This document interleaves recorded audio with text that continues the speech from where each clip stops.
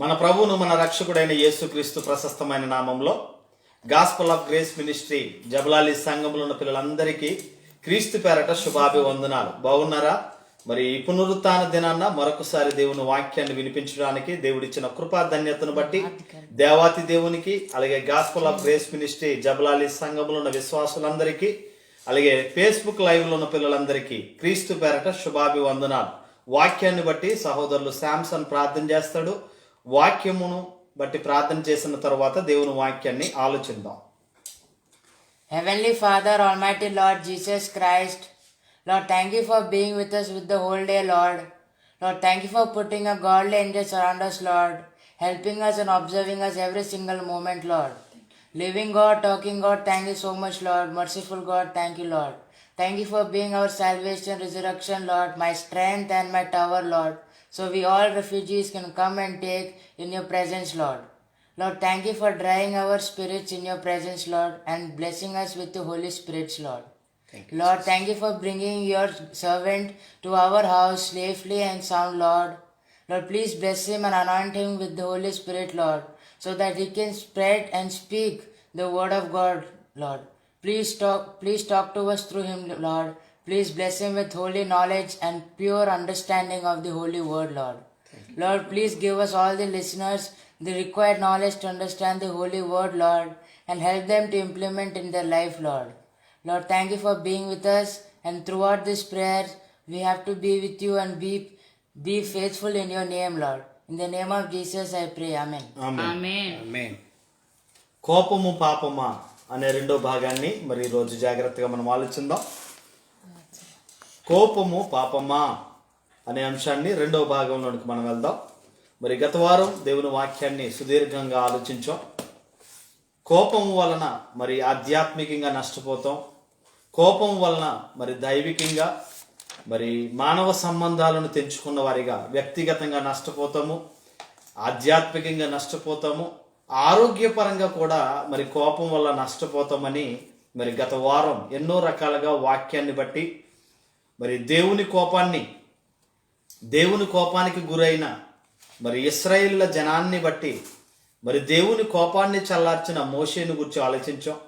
అలాగే ఇశ్రాయేలుల ప్రవర్తనను బట్టి మరి నాయకుడిగా ఉన్న మోషే మరి కోపముతో మరి 10 ఆజ్ఞలు కలిగిన 2 పలకలను మరి పడవేసి పగలగొట్టిన విధానాన్ని జ్ఞాపకం చేసుకున్నాం.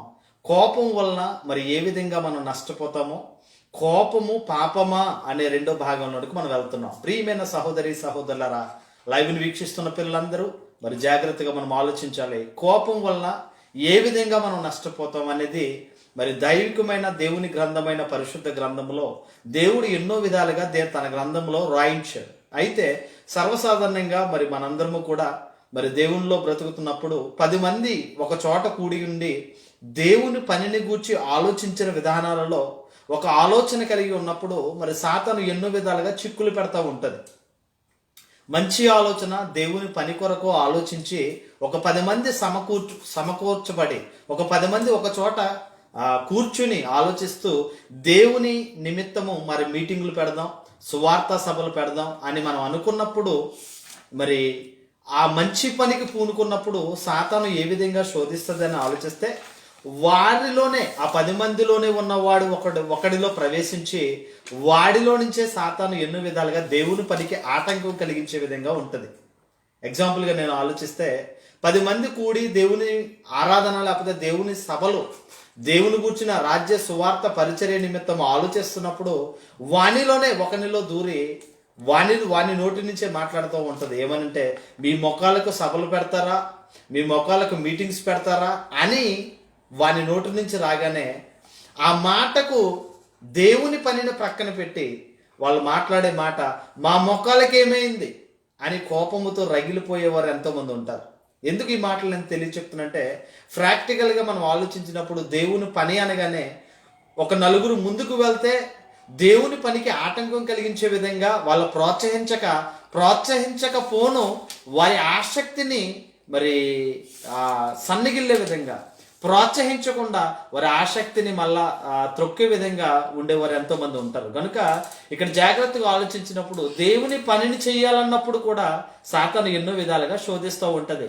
ఇప్పుడు జరిగిన సందర్భం ఏంటంటే 10 మంది గ్యాదర్ అయ్యి దేవుని నిమిత్తము సభలు పెట్టాలి, మీటింగ్స్ పెట్టాలన్న ఆలోచన కలిగి ఉన్నప్పుడు వారిలో ఒకడు ఏదో మనస్పర్ధలు కలిగిన వాడే, వాడిలో ఉన్న ఒకడు మరి మీ మొఖాలకు మీటింగ్స్ పెడతారా అనగానే దేవుడి పనిని ప్రక్కన పెట్టి ఇప్పుడు మా మొఖాలకు ఏమైంది చెప్పు అని గొడవలు జరిగి దేవుని పని ఆటంకం జరిగిన విధానాలు ఎన్నో ఉన్నాయి. కనుక ఆధ్యాత్మిక జీవితంలో మరి మనం జాగ్రత్త కలిగిన వారమై కోపమును నియంత్రించుకొని దేవుని యందు భయభక్తులు కలిగిన వారమై జీవించవలసిన అవసరం ఎంతైనా ఉన్నట్లుగా మనకు తెలుస్తుంది. ఎందుకంటే మనకు బైబిల్లో ఎన్నో రకాలుగా కోపం వల్ల నష్టపోయిన వారు, కోపం వల్ల ఇబ్బందులకు గురైన వాళ్ళు ఎంతో మంది ఉన్నారు.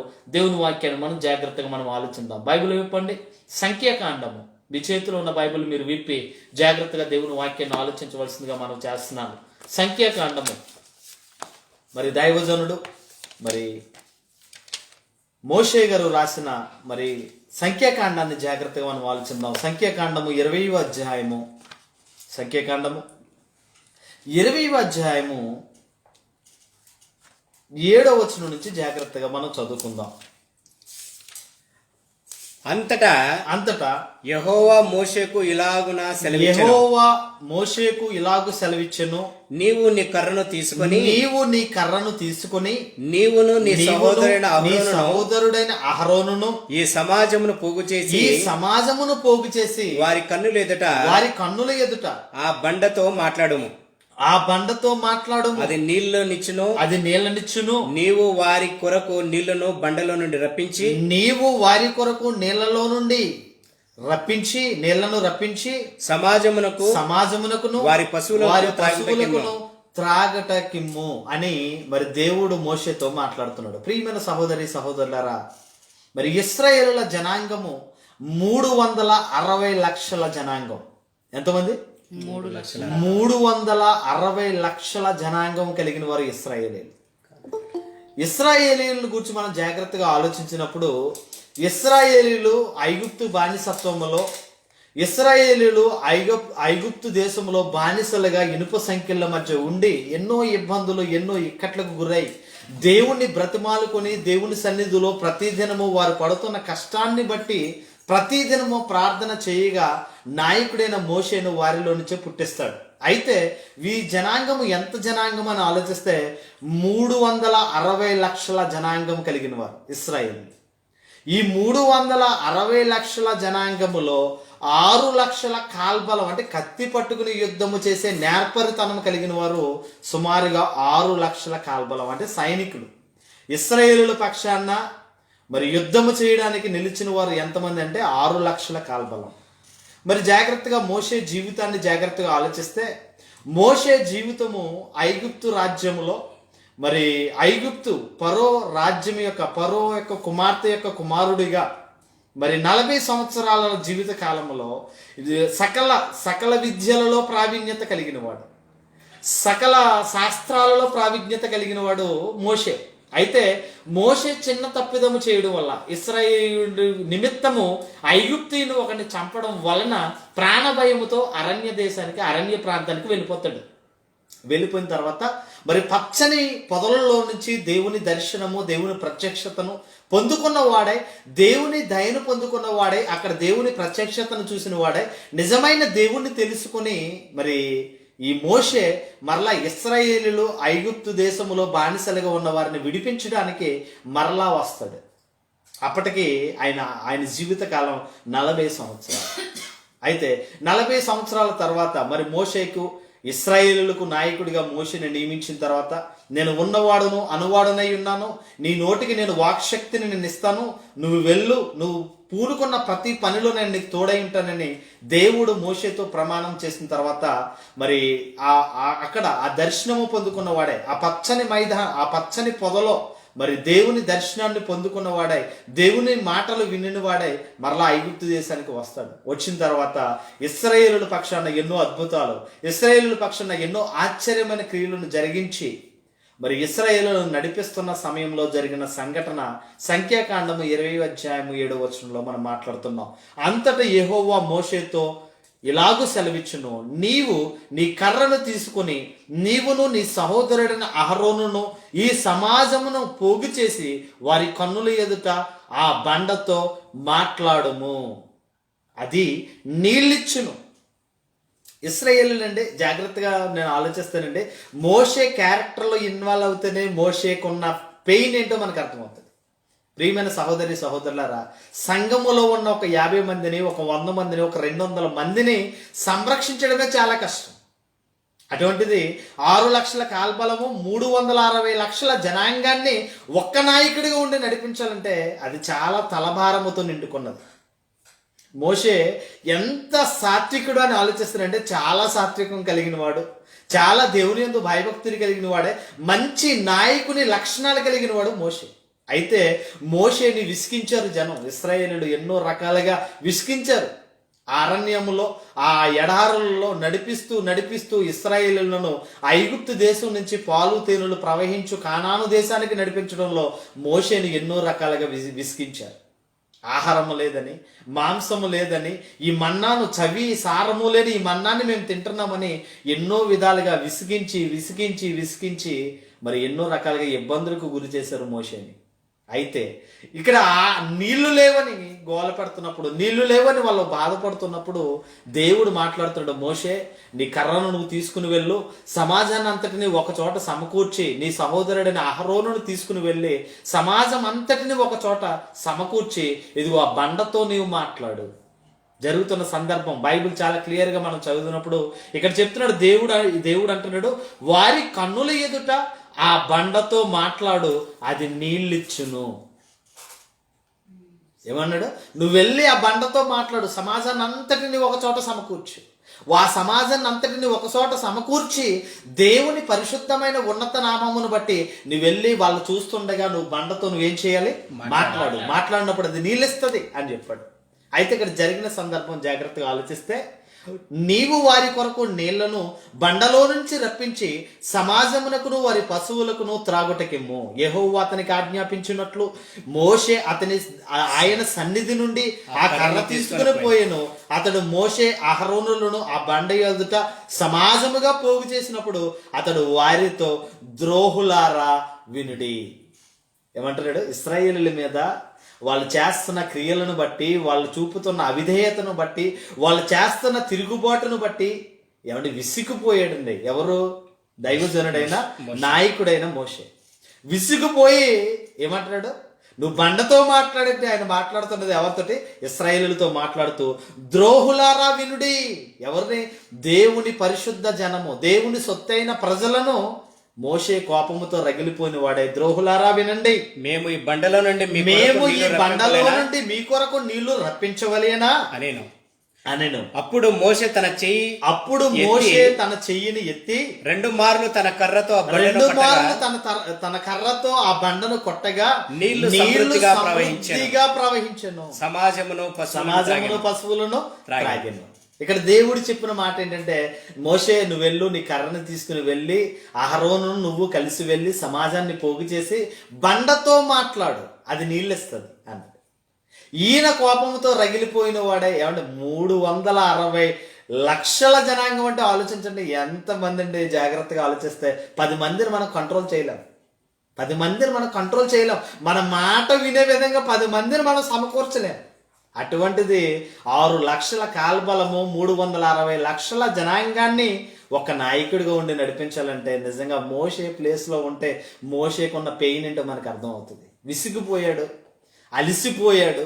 దేవుని జనాంగమును నడిపించడం కొరకు ఐగుప్తు సింహాసనమే వద్దనుకున్నాడు. అటువంటి ఆయన విసిగిపోయి నువ్వు బండతో మాట్లాడంటే ఇశ్రాయేలుల దగ్గరికి వచ్చి అంటాడు, ద్రోహులారా వినుడి, మీ కొరకు ఈ బండలో నుంచి నీళ్లు రప్పించాలా అని తన చెయ్యి ఎత్తి 2 మారులు బండను ఏం చేశాడట? కొట్టాడట, కర్రతో కొట్టాడట. కొట్టగా నీళ్లు ఇచ్చాయట, నీళ్లు వచ్చాయి. ఆ బండలోంచి నీళ్లు సమృద్ధిగా ప్రవహించాయి. సమాజమును పశువులను త్రాగిను.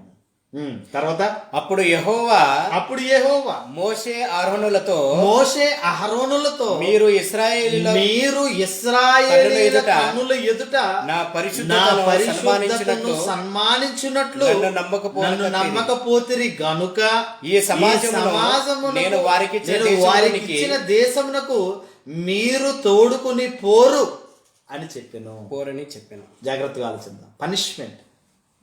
తప్పు చేసామనుకోండి, ఒక స్కూల్ మాస్టరు ఒక అసైన్మెంట్ ఇస్తాడు, హోంవర్క్ ఇస్తాడు. ఇచ్చినప్పుడు ఆ హోంవర్క్ చేయకపోతే వాడిని ఎండలో నిలబెడతాడు, లేకపోతే వాడిని మోకాళ్ళు వేయిస్తాడు, లేకపోతే వాడు గోడ కుర్చీ వేయిస్తాడు, లేకపోతే గుంజీలు తీయిస్తాడు. పనిష్మెంట్. ప్రతి దానికి పనిష్మెంట్. ఇప్పుడు దుబాయ్ దేశంలో మన కార్లు వేసుకుని 200 స్పీడు, 300 స్పీడు, ఇలా 250 స్పీడు, 150 స్పీడు పొలవమంటే వెళ్తున్నాం అనుకోండి, ఏముండదు. చక్కగా అలాగా కెమెరాలు కొడితే వెంటనే మనకి మన ఫోన్కి మన మొబైల్కి వెంటనే ఫైన్ వస్తుంది.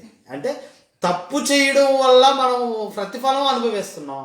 దేవుడు కూడా మోషే నువ్వు వెళ్ళి ఆ బండతో మాట్లాడు అంటే దేవుని జనాంగమైన ప్రజలను ద్రోహులారా అన్నట్టు మాట్లాడు అంటే 2 మార్లు కర్రించుకుని ఏం చేశాడట, కొట్టాడట. నీళ్లు సమృద్ధిగా వచ్చేయట, సమాజం త్రాగిందట, పశువులు త్రాగేయట. చక్కగా అందరూ తాగిన తర్వాత దేవుడు మోషేతో మాట్లాడుతూ 12వ వచనంలో చెప్తున్నాడు, అప్పుడు యెహోవా మోషే అహరోనులతో మీరు ఇశ్రాయేలీయుల కన్నుల ఎదుట నా పరిశుద్ధతను సన్మానించున్నట్లు నన్ను నమ్మకపోతిరి కనుక ఈ సమాజమునకును నేను వారికిచ్చు దేశమునకును మీరు తోడుకొని పోరని చెప్పాను, వారితో చెప్పాను. ప్రియమైన సహోదరి సహోదరులారా, కోపం ఎవరి మీద చూపెడుతున్నాడు ఏమండి? జాగ్రత్తగా ఆలోచిద్దాం. యాకోబు రాసిన పత్రిక James 1st chapter 20 verse. 1st chapter 20 verse. James యాకోబు రాసిన పత్రిక. ఎందుకనగా 1వ అధ్యాయము 20వ వచనంలో చెప్తాడు, ఎందుకనగా నరుని కోపము దేవుని నీతిని నెరవేర్చదు. నరుని కోపము దేవుని నీతిని నెరవేర్చదు. ప్రియమైన సహోదరి సహోదరులారా, ఎవరి మీదో కోపం ఎవరి మీదో చూపెట్టి ఏమండి దేవుని నామాన్ని, దేవుని ఉన్నతమైన పరిశుద్ధమైన నామాన్ని సన్మానింపలేనట్టుగా దేవుడు ఏ నాయకుడైతే ఇశ్రాయేలీయుల నిమిత్తము తన జీవితాన్ని దారబోసాడో అతనే కడకి పాలు తేనెలు ప్రవహించు కానాను దేశానికి వెళ్లకుండా మీరు వెళ్ళరు అని దేవుడు పనిష్మెంట్ ఇచ్చేసాడు. నరుని కోపము దేవుని నీతిని నెరవేర్చదు. దాని పనిష్మెంట్ ఎలా ఉందో చూస్తారా? ఒకసారి సంఖ్యాకాండం, ద్వితీయోపదేశకాండం బైబిల్ చెప్పండి, బైబిల్ చూడండి. ద్వితీయోపదేశకాండం 32వ అధ్యాయము 32 చాప్టర్ గిఫ్టోస్ 32వ అధ్యాయము 52వ వచనం 32 చాప్టర్ 52 వెర్స్. ఎందుకనగా ఎదురుగా ఆ దేశమును చూచెదవు గాని నేను ఇశ్రాయేలులకు ఇచ్చుచున్న ఆ దేశమున నీవు ప్రవేశింపవు. ఎందుకంటే ఇదిగో నా ఉన్నతమైన పరిశుద్ధమైన నామాన్ని నువ్వేం చేసావు? సన్మానింపలేనట్లుగా నువ్వు చేసావు. ఇశ్రాయేలు ఎదుట నా పరిశుద్ధతను నువ్వేం చేసావు? సన్మానించున్నట్లు నువ్వు చేయక ఇదిగో నా ప్రజల మీద తిరుగుబాటు చేసావు, నా ప్రజలను ద్రోహులారా అన్నావు. తర్వాత వచ్చేటప్పటికి బండతో నేను మాట్లాడు అంటే నువ్వేం చేసావు? 2 మార్లు దానిని కొట్టావు. ఇక్కడ ఏం చెప్తున్నాడు చూడండి, ఏమంటాడు? ఎదురుగా ఆ దేశమును చూచెదవు గాని నేను ఇశ్రాయేలుకిచ్చుచున్న ఆ దేశమున నీవు ప్రవేశింపవు. నేను ఇస్తున్న ఆ దేశంలో నువ్వేం చేయవు? ప్రవేశించలేవు. నువ్వు ప్రవేశించవు అని మోషేతో దేవుడు ఒక శాపముగా, ఒక పనిష్మెంట్గా మరి దేవుడు చెప్పినట్టుగా మనకు కనబడుతుంది. ద్వితీయోపదేశకాండం 34వ అధ్యాయము 34 చాప్టర్ 4 వెర్స్. 34వ అధ్యాయము 4వ వచనం చదువుతున్నాం. మరియు యెహోవా అతనితో ఇట్లా నేను యెహోవా అతనితో ఇట్లనెను, నీ సంతానమునకిచ్చెదనని అబ్రహాము ఇస్సాకు యాకోబులతో నేను ప్రమాణము చేసిన దేశము ఇదే. కనులారా నిన్ను దాన్ని చూడనిచ్చితిని గాని నీవు నది దాటి అక్కడికి వెళ్ళకూడదు. యెహోవా సేవకుడైన మోషే యెహోవా మాట చెప్పిన మోయాబు దేశములో మృతి పొందెను. మోయాబు దేశంలో ఏమైపోయాడట? చనిపోయాడట. పాలు తేనెలు ప్రవహించు దేశానికి ఏ నాయకుడైతే నాయకుడిగా ఉండి నడిపించాడో దూరము నుండి చూచాడు తప్ప ఆ దేశాన్ని, ఆ దేశములో అడుగు పెట్టడానికి లేకుండా పోయింది. కారణం ఏంటంటే కోపముతో రగిలిపోయిన వాడాయి. మరి దేవుని ఉన్నతమైన నామాన్ని సన్మానించలేకుండా ఉన్నందువలన మరి దేవుడిచ్చిన గొప్ప పనిష్మెంట్ మరి మోషే జీవితంలో మనం చూడగలం. 7వ వచనం చూడండి. మోషే చనిపోయినప్పుడు 120 సంవత్సరములు ఈడు గలవాడు, అంటే 120 years బ్రతికాడు. ఎవరు? మోషే. జాగ్రత్తగా ఆలోచిద్దాం. మోషే 120 సంవత్సరాలలో 40 సంవత్సరాలు ఐగుప్తు దేశములో సకల విద్యలలో ప్రావీణ్యుడు, సకల విద్యలలో నేర్పరితనము కలిగిన వాడు మోషే. 40 years అక్కడ అయిపోయాయి. ఇప్పుడు ఇశ్రాయేలీల్ని పాలు తేనెలు ప్రవహించు దేశానికి నడిపించడానికి ఆయన చేసిన త్యాగం 80 సంవత్సరాలు. 80 సంవత్సరాలు తన జీవితాన్ని, తన ఆశలను, తన కోరికలను విడిచిపెట్టి దేవుని చిత్తము కొరకు నడిపించబడిన నాయకుడైన మోషే ఏ నాయకుడైతే నడిపించడానికి నాంది పలికాడో ఆ నాయకుడే వెళ్లకుండా దూరము నుండి చూచి ఆ దేశంలో ప్రవేశించకుండానే 120 సంవత్సరాల జీవితకాలంలో 80 సంవత్సరాలు త్యాగము చేసి మరణించిన వాడై ఉన్నట్లుగా మనకు కనపడుతుంది. అంటే నరుని కోపము దేవుని నీతిని నెరవేర్చదు. ప్రియమైన సహోదరి సహోదరులారా, సంఘములో ఏవేవో జరుగుతూ ఉంటాయి. ఎవరెవరో ఏవో అనుకుంటారు, కానీ దేవుని మందిరాన్ని విడిచిపెడతా ఉంటారు. అది చాలా ప్రమాదం. అది చాలా ప్రమాదకరమైనది. అది కనుక ఇక్కడ చాలా జాగ్రత్తగా ఆలోచిస్తే ఇక్కడ చెప్తున్న మాట, నరుని కోపము దేవుని నీతిని నెరవేర్చకపోగా మోషే పాలు తేనెలు ప్రవహించు దేశాన్ని దూరం నుంచి చూచాడు తప్ప వెళ్ళలేకుండా అయిపోయాడు. కారణం ఏంటో తెలుసా? కొరింథీయులకు రాసిన మొదటి పత్రిక, ఫస్ట్ కొరింథియన్స్ 10:4 మొదటి కొరింథీయులకు రాసిన పత్రిక, కొరింథీయులకు రాసిన మొదటి పత్రిక 10వ అధ్యాయము 4వ వచనాన్ని మనం జాగ్రత్తగా చదువుకుందాం. అందరూ ఆత్మ సంబంధమైన 10వ అధ్యాయము 4వ వచనం చదువుతున్నాం. అందరూ ఆత్మ సంబంధమైన ఒకే పానీయమును పానము చేసిరి, ఎలయనగా తమ్మును వెంబడించిన ఆత్మ సంబంధమైన బండలోనిది త్రాగిరి. ఆ బండ క్రీస్తే. ఏంటట? ఇప్పుడు ఏ బండను కొట్టడం అనుకోవచ్చు మనం? ఆ బండ క్రీస్తే. మాట్లాడయ్యా మోషే, బండతో మాట్లాడు అంటే ఈయన ఏం చేశాడు? 2 మారులు దాని పనిష్మెంట్. ఎంత చక్కగా చెప్తాడు చూడండి. ఆత్మ సంబంధమైన, అందరూ ఆత్మ సంబంధమైన ఒకే పానీయమును పానము చేసిరి, ఎలయనగా తమ్మును వెంబడించిన ఆత్మ సంబంధమైన బండలోని నీళ్లు త్రాగిరి. ఆ బండ క్రీస్తే. ఎడారిలో ఏమంటే నీటి బుగ్గలో రావడం ఏంటండి? ఎడారిలో నీరు లేని చోట నీళ్లను దేవుడు సృష్టిస్తున్నాడంటే ఆలోచించండి. ఈరోజు దుబాయ్ పట్టణాల్లో కూడా అప్పుడప్పుడు వర్షం పడుతుంది. ఈరోజు ఎడారిలో నీటి బుగ్గలు వస్తున్నాయి, భయంకరమైన నీళ్లు పైకి వస్తున్నాయి. కారణం దేవుని చిత్తమై ఉంది. ఆ బండ ఎవరని చెప్తున్నాడు? ఆ బండ క్రీస్తే. మోషే జీవితంలో 120 సంవత్సరాల ఆయుష్కాలంలో 80 సంవత్సరాలు ఇశ్రాయేలుల కొరకు త్యాగము చేసినా సరే దేవుడు ఇశ్రాయేలుల నిమిత్తము మోషేనే ఆ దేశంలోనికి ప్రవేశించకుండా, పాలు తేనెలు ప్రవహించు దేశానికి తీసుకుపోకుండా దేవుడు ఆ నాయకుని జీవితాన్ని అక్కడే ముగించేసాడు. ప్రియమైన సహోదరి సహోదరులారా, దేవుని ఉన్నతమైన పరిశుద్ధమైన నామాన్ని మనం ఏం చేయాలి? సన్మానించాలి తప్ప సన్మానించక అవిధేయతతో తిరుగుబాటు చేస్తే చాలా ప్రమాదం.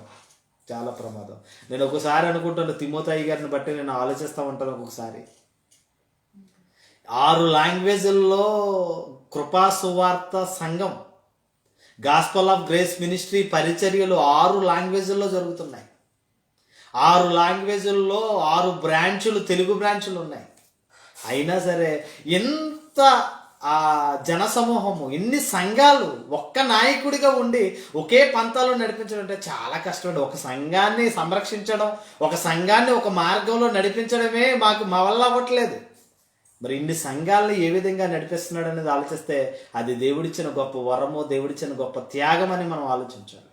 ఎందుకు ఈ మాటలు నేను తెలియచెప్తున్నంటే, నాయకుడిగా ఉండి నడిపించడం అంటే చాలా కష్టం. మాట్లాడడం చాలా ఈజీ. ప్రాక్టికల్గా నాయకుడిగా ఉండి నడిపించాలంటే ఎన్ని రకాలుగా మనుషులు మాట్లాడతారో, ఎన్ని రకాలుగా మనుషులు విసిగిస్తారో. ఇశ్రాయేలు ఎర్ర సముద్రం ముందుకు రాగానే ముందు చూస్తే ఎర్ర సముద్రం ఉంది, వెనక చూస్తే ఫరో సైన్యం ఉంది. ఇంకా తిరుగుబాటు మొదలైంది. మమ్మల్ని చంపేద్దాం అనుకుంటున్నావా? మమ్మల్ని ఇశ్రాయేలు ఫరో సైన్యంలో చంపేద్దాం అనుకుంటున్నావా? లేకపోతే ఈ ఎర్ర సముద్రంలో పడి చంపేద్దాం అనుకుంటున్నావా అని ఎన్ని రకాలుగా తిరుగుబాటు చేశారు. విసిగించినా సరే, సాత్వికుడై ఉన్నా సరే, దేవుని ఉగ్రతకు గురైపోయిన వాడు మోషే అని మనం ఆలోచించవచ్చు. అంటే ఒక పాఠం. దేవుని ఉన్నతమైన పరిశుద్ధమైన నామాన్ని మనం ఎప్పుడు కూడా సన్మానించాలి తప్ప కోపముతో రగిలిపోతే నరుని కోపము దేవుని నీతిని ఏం చేయదట? నెరవేర్చదు. దేవుని నీతి నెరవేర్చబడాలంటే సాత్వికము కలిగిన వారమై, ప్రేమ కలిగిన వారమై ఉండవలసిన అవసరం ఎంతైనా ఉన్నట్లుగా మనకు అర్థమవుతుంది. మోషే ప్రయాణం అంతటిలో దేవుని నీతిని నెరవేర్చిన చివరి క్షణంలో విసిగిపోయి మరి దేవుడిచ్చిన పనిష్మెంట్కి గురైపోయినట్లుగా మనకు కనబడుతుంది. మరొక రెండవ సందర్భాన్ని మనం ఆలోచిద్దాం. యోహాను సువార్త, గాస్పల్ జాన్ 2:13 యోహాను సువార్త 2వ అధ్యాయము. ఇప్పుడు యేసుక్రీస్తు కోపపడడం, యేసుక్రీస్తుకే కోపం వచ్చింది. అక్కడ మోషేని చూసాం, ముందు దేవుణ్ణి చూసాం, తర్వాత మోషేని చూసాం. ఇప్పుడు ఎవరిని చూస్తున్నాం? యేసుక్రీస్తుని చూస్తున్నాం. యోహాను సువార్త 2వ అధ్యాయము 13వ వచనం. యూదుల పస్కా పండుగ సమీపింపగా యేసు యెరూషలేమునకు వెళ్ళి దేవాలయంలో ఎడ్లను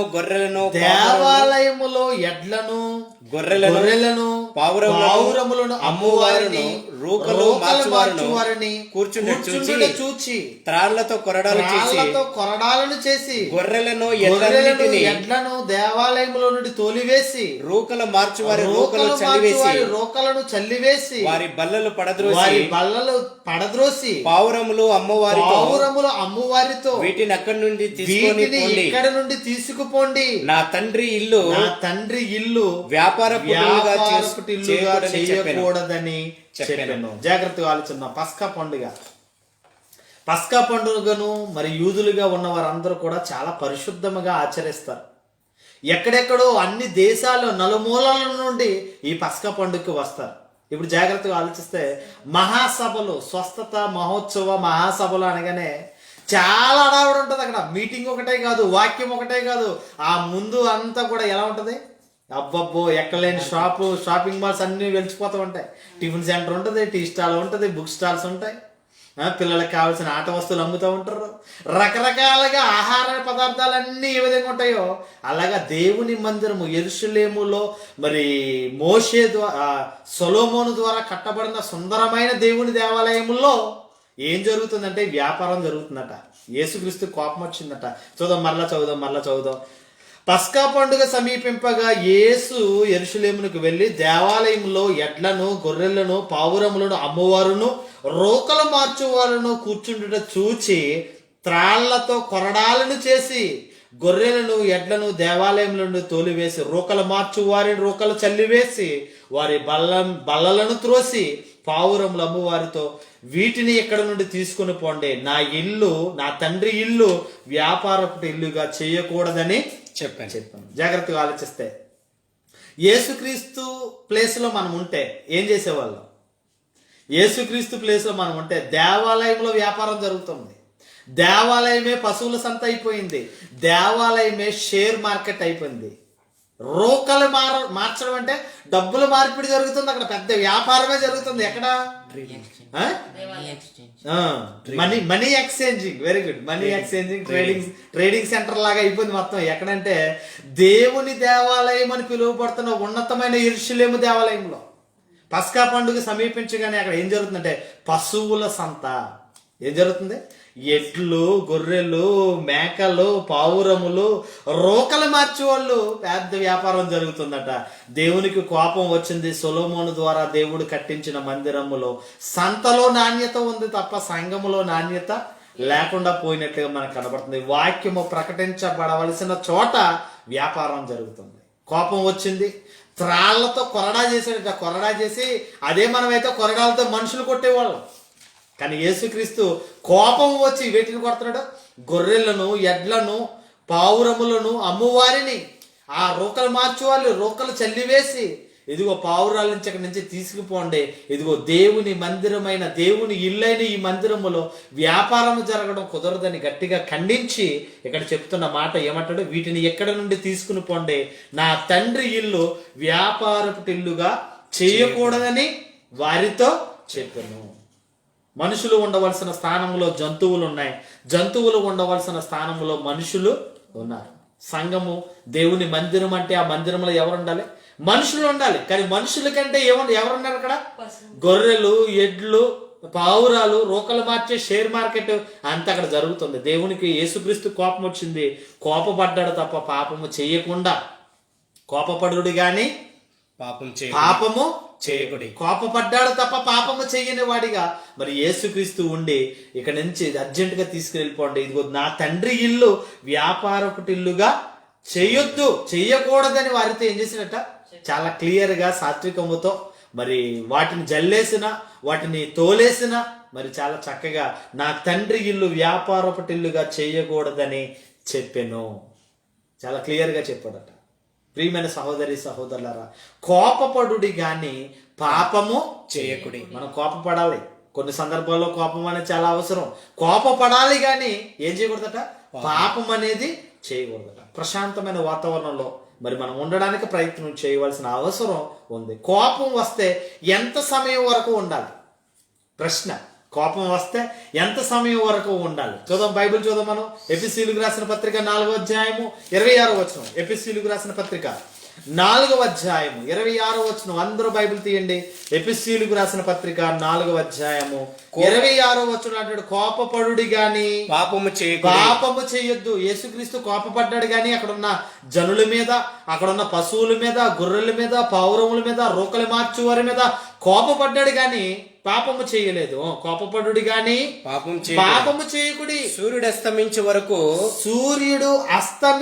వరకు మీ కోపము నిలిచి ఉండకూడదు. అంటే పొద్దుటే కోపపడ్డావంటే సాయంత్రం లోపల నువ్వేమైపోవాలి? రాజీ పడిపోవాలి. మన కోపాలు రోజులు, నెలలు, సంవత్సరాలు ఉంటాయి మన కోపాలు. ఇదిగో కోపపడండి కానీ పాపం చేయొద్దు. ఇదిగో సూర్యుడు అస్తమించు లోపల మీ కోపం ఏమైపోవాలట? చల్లారిపోవాలట. ఆ కోపం చల్లారిపోవాలట. రగిలిపోతుందో నాకు ఒక్కొక్కరు పళ్ళు కొరికేస్తూ ఉంటారు, అయి గుద్దేస్తూ ఉంటారు, ఈ గుద్దేస్తూ ఉంటారు. నిన్న మొన్న డేవిడ్ నాకు పంపాడు, కంప్యూటర్లో ఎవడో వర్క్ చేస్తున్నాడు, ఆఫీస్లో వర్క్ చేస్తున్నాడు, ఆ కీబోర్డ్ పని చేయట్లేదు, దాన్ని బడ గుద్దేసి మొత్తం దాన్ని పగలగొట్టేస్తున్నాడు. రకరకాల మైండ్ సెట్ ఉంటుంది ప్రజలకి. కానీ ఇక్కడ చెప్తున్నాడు, కోపపడుడి కానీ పాపము చేయొద్దు. ఒకవేళ మీ కోపం ఉందా ఎవరి మీదైనా, మీ సహోదరుల మీదో, మీ ఇరుగు పొరుగు మీదో, మీ కుటుంబాల మీదో, మీ ఇతర మనుషుల మీదో మీ కోపం ఉందా? ఇదిగో ఆ కోపం ఉదయాన్నే వస్తే సూర్యుడు అస్తమించు లోపల ఆ కోపం ఏమైపోవాలట? నిలిచి ఉండకూడదంట. కోపం మీలోంచి తొలగిపోవాలి, కూలైపోవడానికి ప్రయత్నం చేయాలి అని చెప్తున్నాడు. సర్వసాధారణంగా కోపం వస్తే నాకైతే నేను నా ప్రాక్టికల్గా భార్యాభర్తలుగా, కుటుంబ పరంగా, సంఘ పరంగా చాలా రకాలుగా మనుషులు మనల్ని కోపం రప్పిస్తూ ఉంటారు. కోపం వచ్చినప్పుడు నేనైతే చేసే పని ఏంటంటే, కోపం వస్తే అక్కడ ఆ ప్లేస్ నుంచి ఇమ్మీడియట్లీ వెళ్ళిపోతాను. ఒక్క నిమిషం అక్కడ ఉన్నాను. కోపం రాగానే దూరంగా వెళ్ళిపోతాను. కోపం రాగానే ఎవరితో మాట్లాడను, దూరంగా వెళ్ళిపోయి ప్రశాంతమైన వాతావరణంలో కూర్చుంటాను. ఎందుకంటే ఆర్గ్యుమెంట్, ఎక్కువ కోపంలో ఉన్నప్పుడు ఎక్కువగా మాట్లాడితే ఏం జరుగుతుంది? ర్యాష్గా మాట్లాడతాం, నోరు జారిపోతూ ఉంటాం, రకరకాలుగా బూతులు వస్తూ ఉంటాయి. భయంకరమైన కోపం వల్ల ఎవరినో కొట్టాలనుకుంటాం, కొట్టేస్తాం కూడా. కనుక కోపం వచ్చినప్పుడు మౌనముగా ఉండాలి. కోపం వచ్చినప్పుడు దూరంగా వెళ్ళిపోవాలట, ఉండకూడదు. ఇక దూరంగా వెళ్ళిపోవాలి. చూడండి, డాక్టర్లు చెప్తూ ఉంటారు, అమ్మ నీకు అంత కోపం ఉండకూడదు, హై బీపీ షుగర్ ఎక్కువైపోతే రేజ్ అయిపోతే హై బీపీ వచ్చేది. కానీ కోపం వచ్చినప్పుడు అంకిల్ లెక్కెట్టి అంటారు. 10 అంకిల్ లెక్కెట్టి కొట్టిన వాళ్ళు కూడా లేకపోలేదు. ప్రియమైన సహోదరి సహోదరులారా, అంకిల్ లెక్కెట్టి కూడా కొట్టిన వాళ్ళు కూడా లేకపోలేదు. కనుక కోపం వస్తే దూరంగా వెళ్ళిపోవాలి, అక్కడ ఉండకూడదు. ఇంకా ఆ ప్లేస్లో ఉండకుండా దూరంగా వెళ్ళిపోవాలి. ఎవరితో మాట్లాడకూడదు. ప్రశాంతమైన వాతావరణం ఉంటే ఆ కోపం ఆటోమేటిక్గా ఏమవుతుంది, తగ్గిపోద్ది. అప్పుడు మరలా వచ్చి సమాధాన పడడానికి అవకాశం ఉంటుంది. ఎగ్జాంపుల్గా భార్య భర్తలు, కోపంలో భర్త రేజ్ అయిపోతున్నాడు అనుకోండి, భార్య కూల్ అవ్వాలి. ఒకవేళ భార్య రేజ్ అయిపోతుంది అనుకోండి, భర్త కూల్ అవ్వాలి. ఎందుకంటే ప్రాక్టికల్గా ఎంతో మంది జీవితాలను మేము చూస్తున్నాం సేవకులుగా. మాటకి మాట సమాధానం చెప్పడం వల్ల ఆర్గ్యుమెంట్ పెరిగిపోద్ది. మాటకి మాట చెప్పడం వల్ల కొట్టుకుంటారు, కొట్టుకోవడం వల్ల బయటకు వెళ్తారు, బయటకు వెళ్ళడం వల్ల విడాకుల వరకు కూడా కేసులు, విడాకులు, పెద్దల తీర్పుల్లోకి వెళ్ళిపోవాల్సిన అవసరం ఎంతైనా ఉంటుంది. కనుక భర్త రేజ్ అవుతే భార్య స్లో అవ్వాలి, భార్య రేజ్ అయిపోతే భర్త స్లో అవ్వాలి. లేదంటే మాటకు మాట చెప్పడం వల్ల, ఎందుకంటే పురుషులు కొంచెం అహంకారంతో ఉంటారు, కొంచెం కోపం. పురుష అహంకారం అనకూడదు, కానీ పురుషులకు కొంచెం కోపం ఎక్కువ. కనుక ఆ పురుషులను అర్థం చేసుకునే భార్యలుగా ఉంటే సంసార జీవితం బాగుంటుంది. నీ మాట ఎంత, నా మాట ఎంత అని మాటకు మాట సమాధానం చెప్తే ఆ సంసారము రోడ్డు పోలైపోయి తగాదాలకు వెళ్ళి విడాకుల వరకు వెళ్ళిపోవాల్సిన అవసరం ఎంతైనా ఉంటుంది. కనుక మాటకు మాట చెప్పక మౌనముగా ఉండడం మంచిది. బైబిల్ చాలా చక్కగా చెప్తుంది, సఖ్యమైతే అందరితో సమాధానముగా ఉండండి, వీలైతే మాట్లాడడానికి మీరేం చేయాలట, నిదానించండి. మాట్లాడడానికి నిదానించండి, వినడానికి వేగిరపడండి, మాట్లాడడానికి నిదానించువాడై ఉండాలి. జ్ఞాని అన్నవాడు ఎప్పుడు కూడా సైలెంట్గా ఉండడానికి ప్రయత్నం చేస్తాడు. మన విలువ పెరిగే కొలది మనం మాట్లాడడం తగ్గించుకోవడం మంచిది. ప్రియమైన సహోదరి సహోదరులారా, సమాజంలో సంఘములో విలువ పెరగాలంటే మన మాటలు ఎప్పుడూ తక్కువగానే ఉండాలి. పనులు ఎక్కువగా ఉండాలి, మాటలు తక్కువగా ఉండాలి.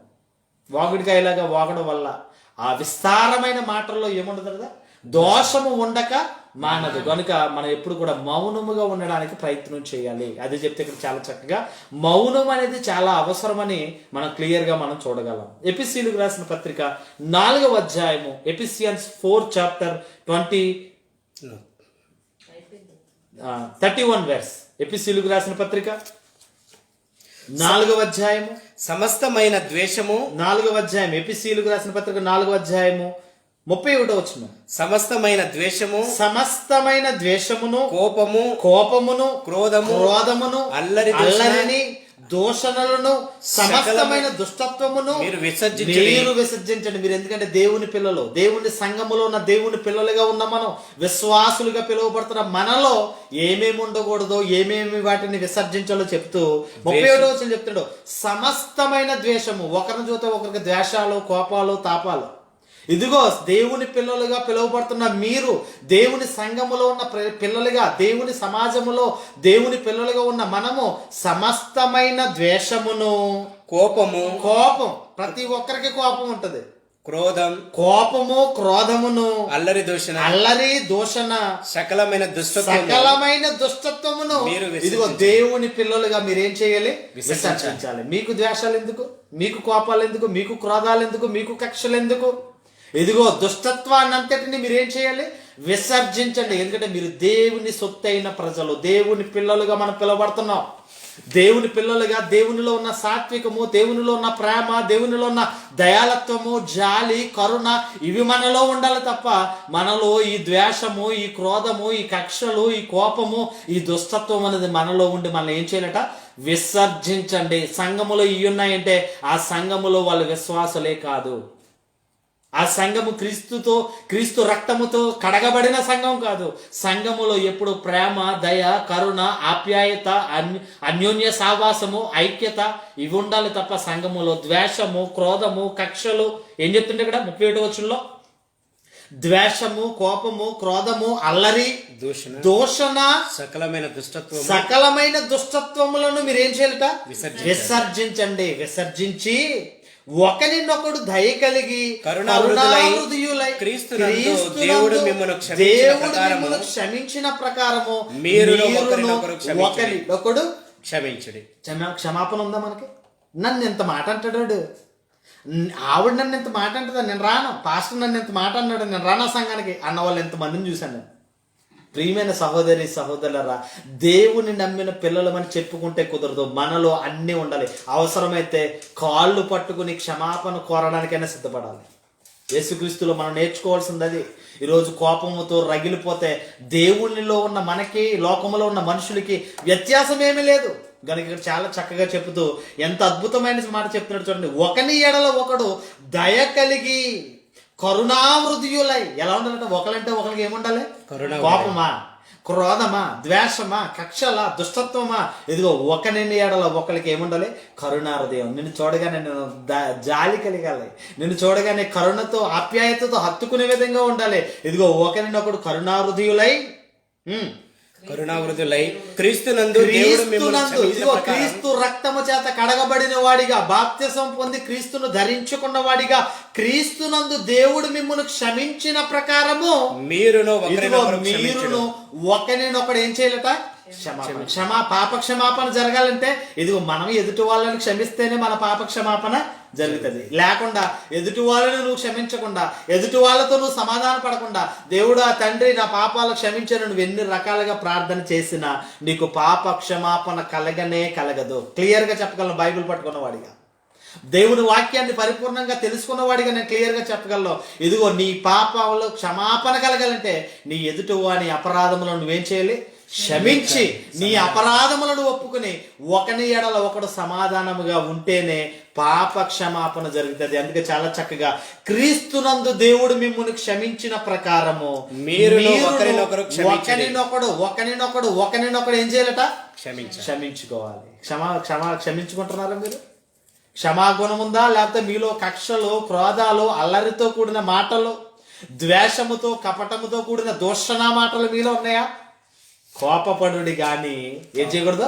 పాపము చేయొద్దు, పాపము చేయొద్దు. ప్రియమైన సహోదరి సహోదరులారా, లైవ్ని వీక్షిస్తున్న పిల్లలారా, ఎక్కువగా కోపముతో రగిలిపోతే హై బీపీ వస్తుంది, ఎక్కువగా కోపముతో రగిలిపోతే షుగర్ వస్తుంది, ఎక్కువగా కోపముతో రగిలిపోయి నువ్వు ఆలోచిస్తే ఇదిగో హార్ట్ అటాక్ వస్తుంది. చాలా జాగ్రత్త. నీ ఆరోగ్యానికి ప్రమాదం, నీ ఆధ్యాత్మిక జీవితానికి ప్రమాదం. వ్యక్తిగతంగా నష్టపోతావు, ఆధ్యాత్మికంగా నష్టపోతావు, శారీరకంగా కూడా 3 విధాలుగా నువ్వు నష్టపోయే అవకాశం ఉంది. కనుక కోపపడుడి గాని పాపము చేయొద్దు, పాపము చేయొద్దు. రోమీలకు రాసిన పత్రిక,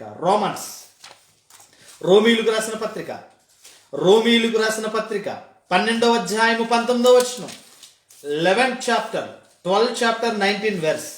రోమీలకు రాసిన ప్రియులారా, మీకు మీరే పగ ప్రియులారా, ప్రియమైన సహోదరి సహోదరులారా, లైవ్ వీక్షిస్తున్న పిల్లలారా, ప్రియమైన సంగమా, మీకు మీరే పగ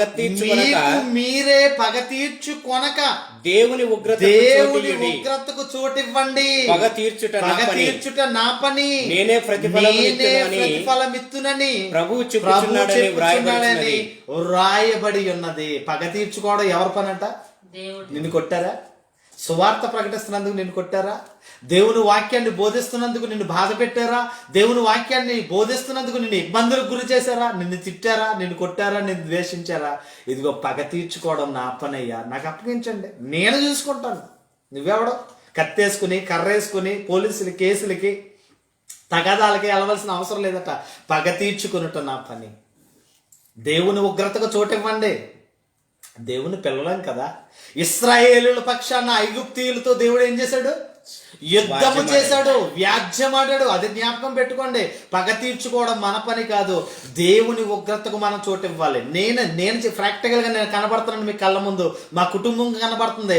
మాకు ఎన్ని ఇబ్బందులు వచ్చినా, మాకు ఎన్ని శోధనలు వచ్చినా, మమ్మల్ని హింసించినా, ఇదిగో దేవుని కొరకు ఉన్నతంగా దేవుని మీద ఆధారపడ్డమే తప్ప తిరిగి వాళ్ళతో దెబ్బలాడలేదు, తిరిగి వాళ్ళతో గొడవలకు వెళ్ళలేదు. మేము మౌనముగా ఉండి ఇప్పటికీ కూడా నాకు ఏ ఇబ్బంది వచ్చినా, నన్ను ఎవరు బాధ పెట్టినా, నన్ను ఎవరు ఏమన్నా సరే నేను దేవుడి దగ్గర మొరపెడతాను. దేవా, నీ చిత్తం తండ్రి, నీకు ఇష్టమైన జీవితాన్ని నేను జీవిస్తున్నాను కనుక ఇదిగో నా మీద ఈ రకంగా ఉన్నారు, నీ చిత్తం నెరవేర్చబడాలని దేవుని ఉగ్రతకు చోటు ఇవ్వాలట. ప్రియులారా, చదవండి. ప్రియులారా, మీకు మీరే పగ తీర్చుకోవద్దు. చంపేస్తాను, పొడిచేస్తాను, నరికేస్తాను, అన్ని మట్టిలో మట్టి చేసేస్తాను, అనుకో అని మీకు మీరే పగ తీర్చుకొనక ఆ దేవుని ఉగ్రతకు దేవుని ఉగ్రతకు చోటివ్వండి. దేవుని ఉగ్రతకు చోటివ్వండి. పగ పగ తీర్చుట నా తీర్చుట పని. నా పని. నేనే ప్రతిఫలం నేనే ఇచ్చును. ఎవడెవడు ఎలా ఉన్నాడో వాని నిమిత్తము నేనే వానికి ప్రతిఫలం ఇస్తాను.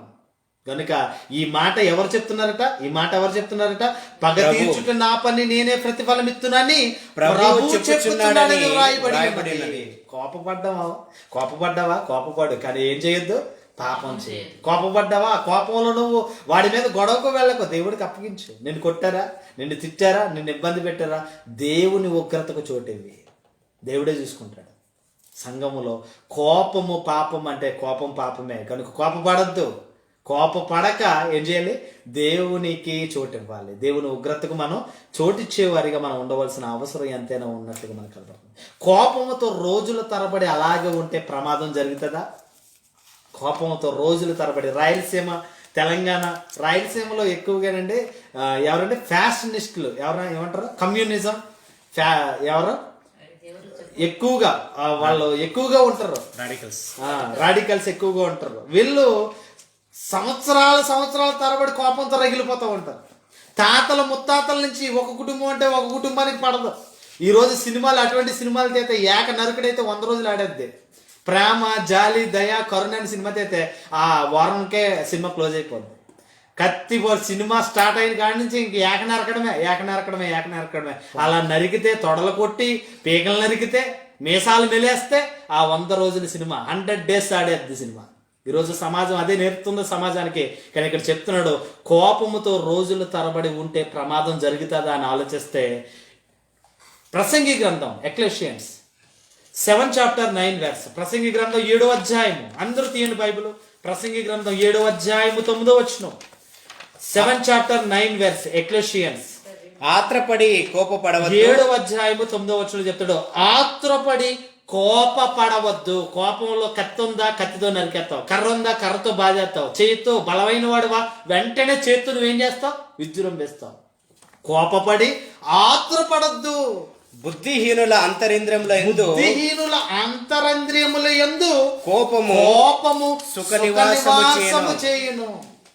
బుద్ధిహీనుల అంతరంద్రియములో, వారి హృదయములో, వారి హృదయాంతరంగములలో కోపమట సుఖ నివాసం అంటే దాంట్లోనే ఉంటుందట, రెస్ట్ తీసుకుంటుందట.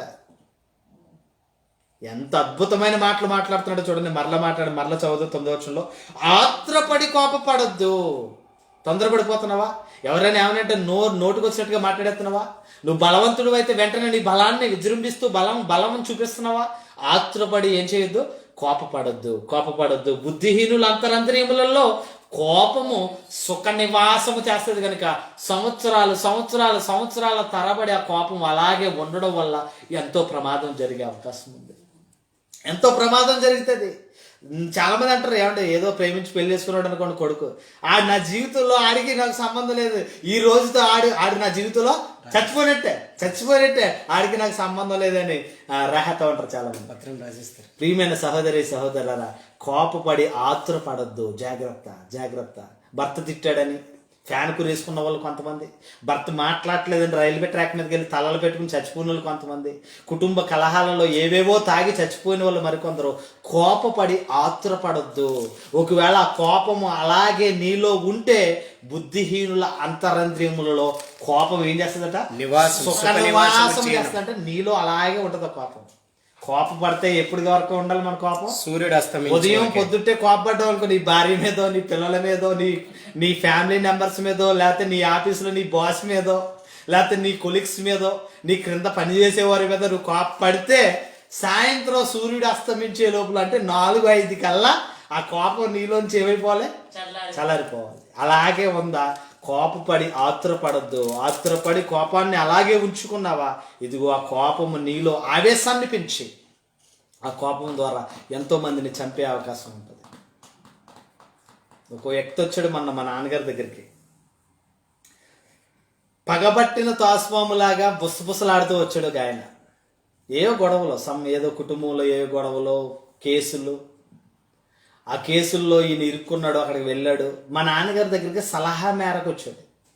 సలహా మేరకు వచ్చి అంటున్నాడు, ఏదైనా సరే వాళ్ళు చాలా ఇదిగా ఉన్నారు, నన్ను చాలా ఇబ్బంది పెడుతున్నారు, మాట్లాడడానికి వెళ్ళినట్లుగా వెళ్ళి కత్తి పట్టుకుని వెళ్ళి వాడు తల నరికేస్తాను అంటారు అని చెప్తున్నాడు మా నాన్నగారితో. మాట్లాడడానికి వెళ్ళినట్టుగా వెళ్ళి వాడితో మాట్లాడుతున్నట్టే మాట్లాడి రాజీ పడుతున్నట్టే రాజీ పడి కత్తితో నరికేస్తాను వాడిని అంటున్నాడు. సుమారుగా వాడిని బ్రెయిన్ వాష్ చేయడానికి 3 గంటలు పట్టింది మా నాన్నగారికి. బిల్డింగ్ పైకి అక్కడ కూర్చోబెట్టి ఒక అరగంట, బిల్డింగ్ పైకి తీసుకెళ్ళాం ఒక అరగంట, చర్చిలోకి తీసుకెళ్ళాం ఒక అరగంట, దేవుడు వాక్యం చెప్పి వాడిని ఎలా అయితే వాడి కోపాన్ని మ్యాక్సిమం కూల్ చేసి వాడిని పంపేటప్పుడు అంటున్నాడు, తాసుపాములాగా పగతో వచ్చాను, ఇదిగో నేను మౌనంగా బురదపాములాగా వానపాములాగా మౌనంగా వెళ్ళిపోతున్నానని చెప్తున్నాడు. ప్రియమైన సహోదరి సహోదరులరా, కోపపడి ఆత్రపడొద్దు, కోపపడుడి కానీ పాపము చేయకూడదు. ఇదిగో నరుని కోపము దేవుని నీతిని నెరవేర్చు. ఆవేశంలో నువ్వు కత్తి పట్టుకుంటావు, ఆవేశంలో నువ్వు కర్ర పట్టుకుంటావు, ఆవేశంలో నీకున్న బలాన్ని విజృంభించి నువ్వు కొడతావు, తర్వాత ప్రాణం పోగొడతావు. ఎన్నో రకాలుగా ఈరోజు జరుగుతున్నవి ఏదో ఆవేశంతో కోపముతో మనిషిని కొడతావు, లేకపోతే మనిషిని చంపేస్తావు. చంపేసిన తర్వాత నువ్వు ఆలోచించి భయపడి నన్నేం చేస్తారో అని నీకు నువ్వే చచ్చిపోయిన సందర్భాలు ఎన్నో ఎన్నో ఎన్నో ఎన్నో. ఈరోజు సమాజంలో ఆవేశంలో షూట్ చేస్తాడు, ఆవేశంలో పొడి చేస్తాడు, ఆవేశంలో చంపేస్తాడు, తర్వాత నన్నేం చేస్తారో, నేనేమైపోతానో, నన్ను కూడా చంపేస్తారో అన్న ప్రాణభయంతో వాళ్ళ చేతిలో చచ్చేదేంటి, నేనే చచ్చిపోతే గొడవ లేదని తాగేసే వాళ్ళు కొంతమంది, ఉరేసుకునే వాళ్ళు కొంతమంది, దూకేసే వాళ్ళు కొంతమంది, తలలో రైల్వే ట్రాక్లో పెట్టే వాళ్ళు కొంతమంది, ఎన్ని రకాలుగా షూట్లు చేసుకుని చచ్చిపోతున్నారు గన్నలతో. ఈరోజు భయంకరమైన కోపపడుడి కానీ పాపము చేయకూడదు. ఒకవేళ కోపం నీలో అలాగే ఉండిపోతే అంతరంద్రియములలో కోపం ఏముంటుందట, సుఖ నివాసము చేస్తుందట. ఏం చేస్తుంది? అంతరంద్రియాలు అలా ఉండిపోద్దట, సుఖ నివాసం చేస్తుందట. ఇంకో మాట మనం చూద్దాం. సామెతల గ్రంథం ముగించేస్తానక టైం అయిపోయింది. సామెతల గ్రంథం 29వ అధ్యాయం, Proverbs 29 chapter, Proverbs 29 chapter 22 verse. సామెతల గ్రంథం 29వ అధ్యాయము 22వ వచనం. కోపిష్ఠుడు 29:22 కలహము రేపును, కోపిష్ఠుడు కలహము రేపును, ముంగోపి అధికమైన దుష్క్రియలు చేయును. ఏమంటే సామెతల గ్రంథంలో ఎంత అద్భుతంగా రాస్తున్నాడో చూడండి. 29వ అధ్యాయము 22వ వచనంలో చెప్తున్నాడు, కోపిష్ఠుడు కలహము రేపుతాడు. కోపంతో రగిలిపోతున్నవాడు వాడిని గెలుగుతాడు, వీడిని గెలుగుతాడు, అక్కడికి వెళ్తాడు, ఇక్కడికి వెళ్తాడు, ఆ మాట అంటాడు, ఈ మాట అంటాడు, 4-5 రెచ్చగొట్టి తప్పుకుంటాడు. చూసారా గొడవలు? పెళ్ళిళ్ళలో కానీ ఎక్కడైనా సరే ఆడు రేపుతాడు, సైలెంట్గా వచ్చి కూర్చున్నవాడు రేపుతాడు. రేపి కోపిష్ఠుడు కలహము రేపును, ముంగోపి ఎక్కువగా ముక్కు మీద కోపం ఉన్నవాడు, ముక్కు మీద కోపం ఉన్నవాడు ముంగోపి అధికమైన దుష్క్రియలు చేయను, చెడ్డ క్రియలు చేస్తాడు. కోపంతో రగిలిపోతూ ఉంటాడు, ఉత్తరాన్ని వాడిని కొడతాడు, ఉత్తరాన్ని గొడవకు వెళ్ళిపోతూ ఉంటాడు ముంగోపి. కోపిష్టి ఏం చేస్తాడు? కలహం గొడవ రేపుతూ ఉంటాడట. చాలా మంది ఉంటారండి సమాజంలో, సంఘాలలో చాలా మంది ఇలాగే ఉంటారు. కోపము రేపేవాళ్ళు, కలహ బుద్ధి కలిగిన వారు. వీళ్ళందరి విషయంలో జాగ్రత్త కలిగి ఉండండి. కోపపడండి కానీ పాపము చేయొద్దు. ఇటువంటి వాళ్ళు ఉంటే వాళ్ళ వాక్యము ద్వారా వాళ్ళకి చెప్పాలి, జాగ్రత్త పడాలి అటువంటి వాళ్ళ విషయంలో. కలహము రేపే వాళ్ళు, కోపిష్టి కలిగిన వాళ్ళ గురించి చెప్తూ, కోపిష్ఠుడు కలహము రేపును, ముంగోపి అధికమైన దుష్క్రియలు చేయను. ముంగోపి అధికమైన దుష్క్రియలు చేస్తాడట. 14వ అధ్యాయము 14 చాప్టర్ 32 వెర్స్, ప్రోవెబ్స్. సామెతల గ్రంథం 14వ అధ్యాయము 33వ వచనం. 14:33.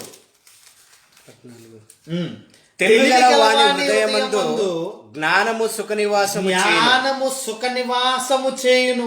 తెలివి గలవాని హృదయమందు జ్ఞానము సుఖ నివాసము చేయును. బుద్ధిహీనుల అంతరంద్రియములలో లోనున్నది బయటపడుతుందట. తెలివి గలవాని హృదయానికి, బుద్ధి లేని వాని హృదయానికి వ్యత్యాసం చెప్తున్నాడు. బుద్ధి కలిగిన వాడు, తెలివి కలిగిన వాని హృదయంలో జ్ఞానము సుఖ నివాసం చేస్తుంది. బుద్ధిహీనుడి హృదయంలో ఏముంటుందట? అది బయటపడుతుందట. ఎప్పుడు సందర్భం దొరుకుతుందా, ఎప్పుడు గొడవ పెట్టుకుందామా అనుకుంటారు చాలా మంది. చాలా క్లియర్గా చెప్తాడు, ఎంత చక్కగా రాసినట్టు చూడండి. 33వ వచనంలో బుద్ధిహీనుల అంతరంద్రియములో ఉన్నది బయలుపడుతుందట. ఏమవుతుందట? బయటపడుతుందట. చూడండి అంత బాగుంటారండి, కలిసి ఉన్నంత కాలం బాగానే ఉంటారు. ఏమైనా గొడవ జరిగింది అనుకోండి, ఎప్పటి నుంచో దాచుకుంటారు. నీకు ఇలా చేశారు, నీకు సిగ్గు లేదు, నీకు అది లేదు, నీకు ఇది లేదని ఎక్కడ లేని అన్నీ అప్పుడు బయటపడుతూ ఉంటాయి. అమ్మో, అప్పుడు అర్థమవుతుంది, నీ హృదయంలో ఇన్ని ఉన్నాయా, మంచిదే, బాగానే జరిగింది. గొడవ అవ్వడం కూడా మంచిదే, నీ హృదయంలో ఇన్ని దాచుకున్నావా. బైబిల్లో కూడా చెప్తాడు, హృదయము నిండిన దానితో నోరు మాట్లాడతాను. నీ హృదయంలో కక్షలు ఉన్నాయా, నీ హృదయంలో కలహం ఉందా, నీ హృదయంలో క్రోధం ఉందా, అది ఎప్పుడు బయటపడుతుంది అంటే బుద్ధిహీనతలకు జారినప్పుడు బయటపడుతుంది. కనుక మనం జ్ఞానము కలిగిన వారమై, తెలివి కలిగిన వారమై, ఇదిగో మన హృదయములో జ్ఞానం ఎలా ఉండాలట, సుఖ నివాసము చేయాలంటే మనలో ఎప్పుడు కూడా తెలివి కలిగిన వారే, యుక్తి కలిగిన వారే జాగ్రత్త పడాలి. మాట్లాడేటప్పుడు, వినేటప్పుడు, సమాధానము చెప్పేటప్పుడు నోరు దొరికింది కదా వాగిడికాయలాగా వాగడం వల్ల నీ వాల్యూ పోద్ది. చాలా క్లియర్గా చెప్పగలం. మన వాల్యూ పెరిగే కొలది మన మాటలు తగ్గడం మంచిది. అందుకే మాట్లాడడం కూడా చాలా జాగ్రత్తగా మాట్లాడాలి. నువ్వు మాట్లాడంతే, అడిగాడా సమాధానం చెప్పంతే, అంతే తప్ప ఓ వాగిడికాయలాగా వాగడం వల్ల ఇదిగో జ్ఞానం నీ హృదయంలో ఉండక బుద్ధిహీనుడు వల్లే నీ హృదయంలో ఉన్నవన్నీ బయలుపడతాయి. కనుక నీ బుద్ధిహీనత బయట పడే అవకాశం ఉంటుంది. కనుక చాలా జాగ్రత్తగా ఉండవలసిన అవసరం ఉంది. ఎఫెసీయులకు రాసిన పత్రిక 4:26లో కోపపడుడి గాని పాపము చేయకుడి. ప్రియమైన సహోదరి సహోదరులారా, కోపము పాపమా? కోపపడండి కానీ ఏం చేయకూడదు, పాపమే చేయకూడదు. ఇంకా చెప్పాలంటే యేసుక్రీస్తు వలె మౌనముగా దీనత్వం కలిగిన వారే, ఎవరి మీద కోపపడక సమాధానముతో, సఖ్యమైతే అందరితో ప్రేమతో, ఐక్యతతో, అన్యోన్య సహవాసం కలిగిన వారే మీరందరూ ఉండాలని, సంఘములో ఉన్న పిల్లలందరూ ఉండాలని ఈ మాటల ద్వారా మిమ్మల్ని హెచ్చరిస్తూ, ఈ మాటల ద్వారా మిమ్మల్ని బలపరుస్తూ, అట్టి కృపాటి ధన్యత దేవుడు సదాకాలము మీకు దయచేయునుగాక. ఆమేన్. ముగింపు ప్రార్థన బాలాజీ బ్రదర్ చేస్తారు. ఆశీర్వాద కార్యక్రమాన్ని ముగించుకుందాం. ముగింపు ప్రార్థన బాలాజీ బ్రదర్ చేస్తారు.